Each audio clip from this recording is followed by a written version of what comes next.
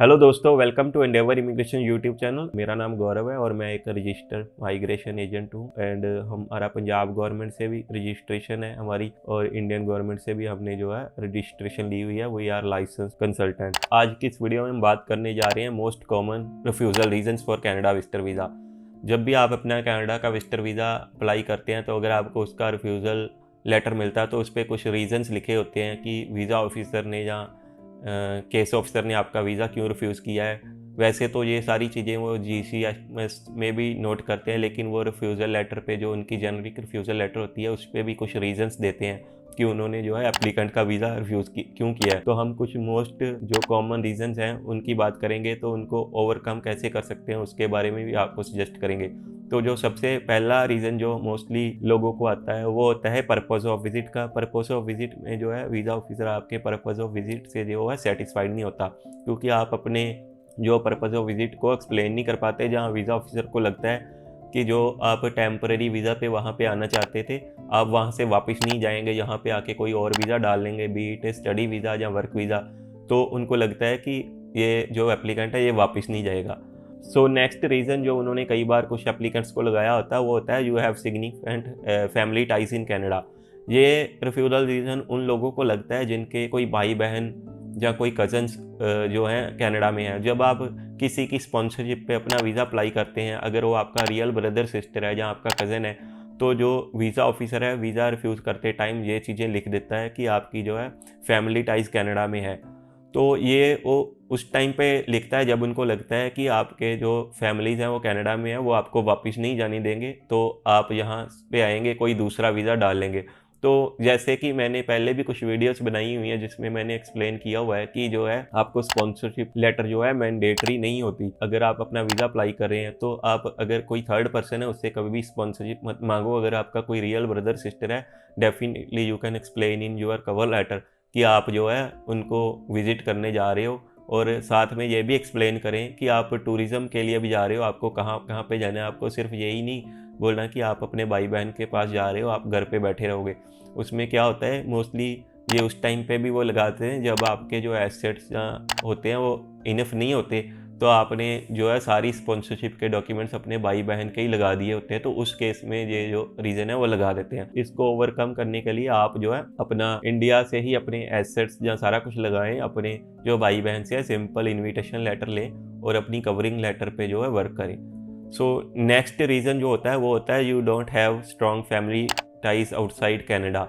सो ये रीज़न जो है कुछ कुछ मैंने जो है रिफ्यूज़ल लेटर्स पे देखा है। सो आजकल बहुत लोगों को लगा रहे हैं। इसमें ये उन लोगों को लगाते हैं जब आप अपना सारी फैमिली के साथ वीज़ा अप्लाई कर देते हैं। जैसे कि मान लो आप हस्बैंड वाइफ हो, आपके कोई भी बच्चा नहीं है, इवन दो कि आपके पेरेंट्स हैं इंडिया में, तो आप दोनों हस्बैंड वाइफ इकट्ठे ट्रैवल कर रहे हैं, और एक हस्बैंड जो है वो फुल टाइम वर्किंग है और वाइफ अनएम्प्लॉयड है, तो आप दोनों ट्रैवल कर रहे हो। तो उसमें आपको जो है आपका वीज़ा ऑफिसर वो ये रीज़न दे सकता है कि आपकी जो फैमिली टाइज़ हैं वो स्ट्रॉन्ग नहीं है आउटसाइड कनाडा में, क्योंकि आप दोनों मियाँ बीवी ट्रैवल कर रहे हो, तो उनको लगता है कि ये हस्बैंड वाइफ कनाडा में आ जाएंगे तो इनके पास जो है स्ट्रॉन्ग फैमिली टाइज़ नहीं है इंडिया में, तो ये ट्रैवल नहीं कर पाएंगे। कुछ लोग इसमें ये भी बोलेंगे कि उनके पेरेंट्स तो इंडिया में होते हैं, लेकिन गाइस जब आप मैरिड हो, जब आपकी शादी हो जाती है, तो जो आपका इमीडिएट फैमिली मेम्बर होता है वो आपका स्पाउस ही होता है।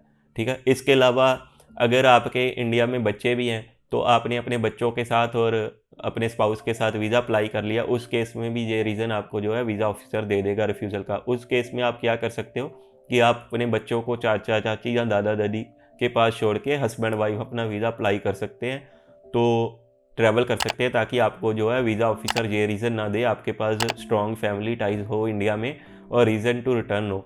और अगर आप मैरिड हैं लेकिन आपके बच्चे नहीं हैं, तो आप कोशिश करें कि सिंगल ही अपना वीज़ा अप्लाई करें। सो नेक्स्ट जो रीज़न होता है वो होता है एसेट एंड फाइनेंशियल सिचुएशन का, कि जिसमें वीज़ा ऑफिसर ये लिख के भेज देता है कि आपके जो एसेट एंड फाइनेंशियल सिचुएशन है वो इनसफिशेंट है टू सपोर्ट योर ट्रैवल। तो ये उन लोगों को लगता है जिनके जो या तो एसेट्स जो है इनफ नहीं है, जहाँ उन्होंने अपने फंड्स इनफ नहीं लगाए, क्योंकि जो आजकल इंडिया से कनाडा की रिटर्न टिकट्स हैं काफ़ी महंगी हैं।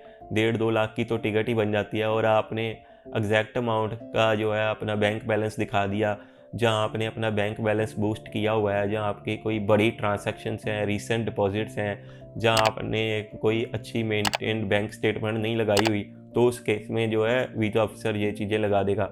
उसके लिए आपको अपनी स्टेटमेंट पे वर्क करना होता है कि आप हमेशा 4 महीने पुराना बैंक बैलेंस ही लगाएं, जो उनकी रिक्वायरमेंट है। उसके अलावा आपके पास कोई अगर नेटवर्क सपोर्ट है, जैसे प्रॉपर्टीज़ हैं, तो आप प्रॉपर्टी वैल्यूएशन नेटवर्क रिपोर्ट बना सकते हो कि आपके पास क्या क्या एसेट्स हैं, म्यूचुअल फंड्स हैं, कोई आपने इक्विटी में इन्वेस्ट किया हुआ है, कोई बॉन्ड्स में इन्वेस्ट किया हुआ है, आप उनकी स्टेटमेंट्स प्लस नेटवर्क रिपोर्ट लगा सकते हो। जो लास्ट रीज़न होता है वो ये होता है कि उसमें भी फाइनेंशियल सिचुएशन का ही उन्होंने लगाया होता है, और मोस्टली उसमें उन्होंने फैमिली मेम्बर्स को भी अटैच किया होता है। और जो मैंने जैसे पहले बताया, हस्बैंड वाइफ इकट्ठे ट्रैवल कर रहे हैं, तो उसमें वो फिर फैमिली मेम्बर पे भी वो चीज़ लगा देते हैं कि आप अपनी फैमिली के साथ ट्रैवल कर रहे हो, लेकिन आपके जो एसेट्स है इनफ नहीं है। उस केस में वो कब लगाते हैं, जब आप वर्किंग हो और आपकी वाइफ जो है, जहाँ आपका स्पाउस है, वो वर्किंग नहीं है, तो उस केस में वो ये लगा देते हैं कि आपके फैमिली मेम्बर या आपके जो हैं इनसफिशेंट फंड्स हैं, जहाँ आपकी फाइनेंशियल सिचुएशन ठीक नहीं है, टू सपोर्ट योर एप्लीकेशन। क्योंकि उसमें क्या होता है कि अगर आप दोनों वर्किंग हो तो आपको वो ये नहीं लगाएंगे, आपके अच्छे एसेट्स हैं। अगर आप एक जना वर्क कर रहे हैं और स्पाउस वर्क नहीं कर रहा, तो उस चीज़ में वो ये लगा देते हैं कि मान लो उनके पास ITR नहीं होती आपके स्पाउस के पास, तो ये चीज़ें भी लगा देते हैं। तो गाइस, आई होप कि ये वीडियो आपके लिए बहुत ही यूज़फुल होगी।